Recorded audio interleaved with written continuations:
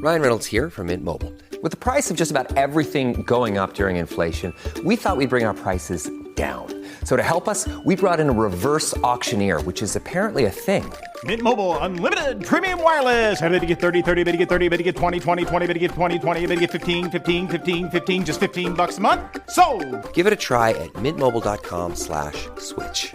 $45 up front for 3 months plus taxes and fees. Promo rate for new customers for limited time. Unlimited more than 40 gigabytes per month. Slows full terms at mintmobile.com.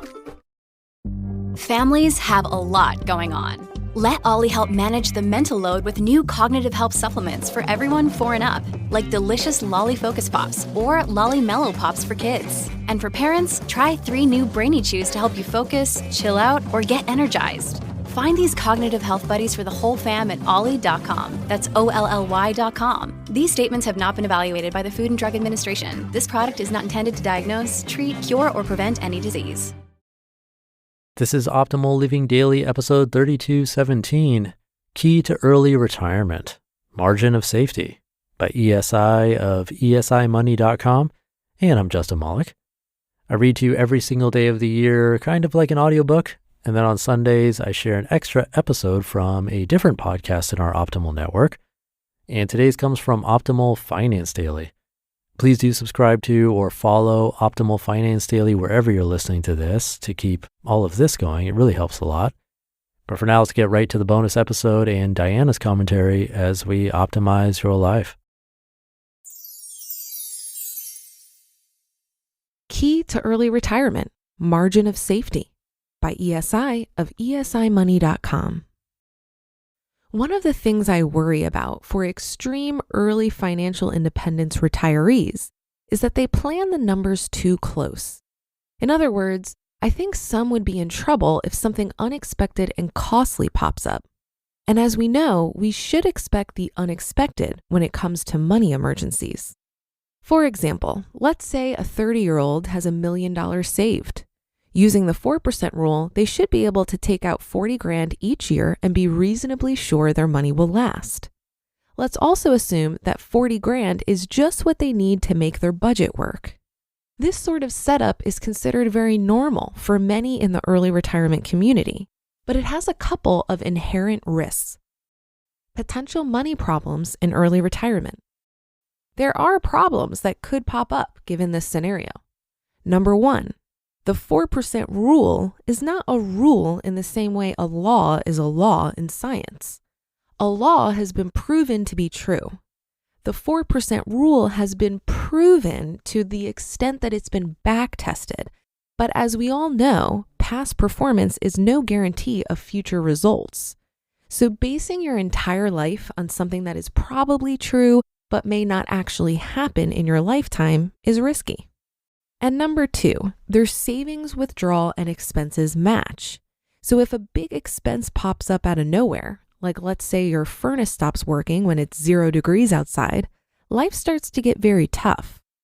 What these people lack is something I always try to bake into any of my financial plans: a margin of safety. Margin of safety options. I'm a fairly conservative money manager, and thus prefer several significant margins of safety. You never know what could hit and how severe it will be, so I think it's best to have lots of plans, safety, and insurance in case circumstances conspire against me. Here's a list of the margins of safety we have in early retirement. Number 1, not having to withdraw from assets. I think I've been clear about the fact that we're living on the income generated by our assets, not actually spending the assets themselves. So if I wanted or needed, I could take an additional $120,000 in assets each year using the 4% rule to supplement our income. That's a pretty good cushion. Number 2, relying on a portion of my assets. Our current income is actually generated by half of our assets. So in theory, we could spend the other half and not reduce our lifestyle. Big cushion here too. Number 3, multiple streams of income. I have one really strong income stream, rental properties, a few intermediate ones, P2P lending and dividends, and one decent and growing blog income. This last one has the potential to be really significant. Eventually, it may be able to rival the rental properties to give me yet another strong margin of safety. Number 4, large cash cushion. We currently have about 2 years living expenses in cash, and it's growing. There are actually 2 reasons for so much cash. Number 1, provide a margin of safety, of course. And number 2, be ready for the next real estate downturn. I would like to buy a few more places if the price is right. Number 5, cut spending. Our current annual budget is $85,000. As you might imagine, that affords us a pretty high standard of living, especially since we're no longer saving and have no debt. We could cut 30 grand or so from the budget if worse came to worse. Number 6, downsize house. Our current home is awesome. 5 bedrooms, 4.5 baths, 3,500 square feet, etc. It has plenty of room for us and frequent visitors, which we get often since we live in the awesome state of Colorado. It's in a great location too, near our gym, grocery store, and a handful of shops. We walk to all of these places. If we had to, we could sell it and pay rent for roughly 25 years from the house's proceeds alone, assuming the proceeds didn't grow 1 penny. When you factor in the lower costs of maintenance and taxes, etc., of living in an apartment, that gives us even more margin. Number 7, going back to work.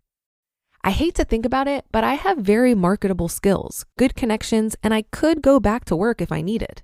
Of course, I could send my wife to work instead, which would be my preferred first response during a crisis. Number 8, new ways to earn. If I had to, I could implement several money-making ideas I've been tossing around. Number 9, Social Security. I spent my life planning for retirement without Social Security, and I'm not really counting on it now. But odds are I'll get something. That's 15 years down the road, but it's at least a minor margin of safety. And 10, sell stuff. We've tried to keep our stuff to a minimum, but if we had to, we could sell some items, including a car or 2, and likely raise a good amount of money. I realize having so many margins of safety could be considered a bit over the top, but I like having options and flexibility. Perhaps as time goes on, we'll loosen up a bit and spend, eliminate, or reduce some of them. But for now, I'm happy to have lots of choices. To me, it's a key part of early retirement and certainly helps me sleep better at night. You just listened to the post titled Key to Early Retirement, Margin of Safety by ESI of esimoney.com. This episode is brought to you by Shopify. Whether you're selling a little or a lot, Shopify helps you do your thing, however you cha-ching. From the launch your online shop stage, all the way to the we just hit 1 million orders stage. No matter what stage you're in, Shopify's there to help you grow. Sign up for a $1 per month trial period at shopify.com/special offer, all lowercase. That's shopify.com/special offer. Whoa. Landing an account this big will totally change my landscaping business. It's going to mean hiring more guys and more equipment and new trucks for the new guys to drive the new equipment in. I don't know if I'm ready. You can do this, and Ford Pro FinSimple can help. Our experts are ready to make growing pains less painful for your business with flexible financing solutions that meet the needs of your business today when you need them. Get started at fordpro.com/financing. I thought this article made some really great points regarding navigating financial risks in early retirement. Whether we're still working full-time, accumulating assets, or we're retired, unexpected things are always going to come up. While I don't think we should be constantly on edge waiting for the other shoe to drop, I do think there are reasonable things we can do to strengthen our safety nets. Your FI number of 25 times your yearly expenses is only as good as your assumptions behind how much money you'll need. If you retire at 30, it's really hard to know with any certainty what your yearly expenses will be at 60 years old. But you can make an educated guess, pad your numbers, and think through worst-case scenarios and backup plans. Early retirement is a risk, just as sitting at a desk for 40 years while life passes you by is a risk. When it comes to drawdown strategies, most people I know who have retired early aren't taking out the recommended 4% per year. They're holding a few years in cash, and as this reserve depletes, they're looking for opportune times based on market dynamics to withdraw more from their nest egg. So I think the concern over not being able to handle a large expense like a furnace can be mitigated easily with a good drawdown strategy. And while it might sound obnoxiously optimistic, what about if things go better than you planned? Is this not an equally probable outcome? When I quit my job in January of this year, I told myself I had enough money to take a year to figure things out. Maybe I'd consider this a mini retirement with a deadline and take on another full-time job after I deplete my savings by a certain amount. Or maybe I'll figure out how to replace my income through self-employment. Or maybe something totally unexpected would cross my path. I spent so much time trying to figure out how long my money would last me when I was deciding to leave my job. And you know what? I was totally wrong.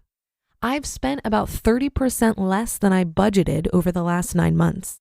And I had a windfall in February, a large tax return that I didn't anticipate, that has basically covered my expenses until now.